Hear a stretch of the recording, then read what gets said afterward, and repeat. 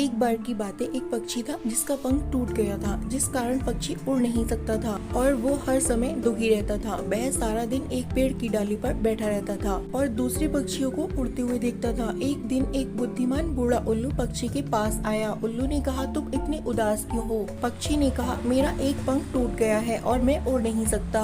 मैं अन्य पक्षियों से अलग हूँ। उल्लू ने कहा, आप अलग नहीं है, बस आपका एक पंख टूटा हुआ है, लेकिन आपके पास एक सुंदर दिल है, आप जीवित बचे हैं। पक्षी ने कहा, मैं जीवित बचे हुए जैसा महसूस नहीं कर रहा हूँ, मैं एक असफल महसूस कर रहा हूँ। उल्लू ने कहा, आप असफल नहीं हैं, आपको सिर्फ चुनौती दी गई है, लेकिन चुनौतियाँ हमें कमजोर नहीं मजबूत बनाती हैं। वे हमें उन चीजों की सराहना करने के लिए प्रेरित करती हैं जो हमारे पास हैं। हम सभी पक्षी हैं और हम सभी के जीवन में चुनौतियाँ हैं, लेकिन अगर हम खुद पर विश्वास रखें और कभी हार न माने तो हम उन चुनौतियों पर काबू जरूर पा सकते हैं। अपने आप पर यकीन रखो, आप जितना सोचते हैं उससे कहीं ज्यादा मजबूत हैं। यदि आप खुद पर विश्वास रखते हैं तो आप अपनी चुनौतियों पर काबू पा सकते हैं। कभी हार ना मानना, चाहे परिस्थितियाँ कितनी भी कठिन क्यों न हो, कभी हार ना माने, लड़ते रहो और अंत में आप अपने लक्ष्य जरूर प्राप्त कर लोगे। वे हमें उन चीजों के लिए सराहना करने के लिए प्रेरित करती हैं जो हम कर सकते हैं। चिड़िया ने कहा, मुझे नहीं पता कि ताकतवर कैसे बनना है। उल्लू ने कहा, तुम पहले से ही मजबूत हो,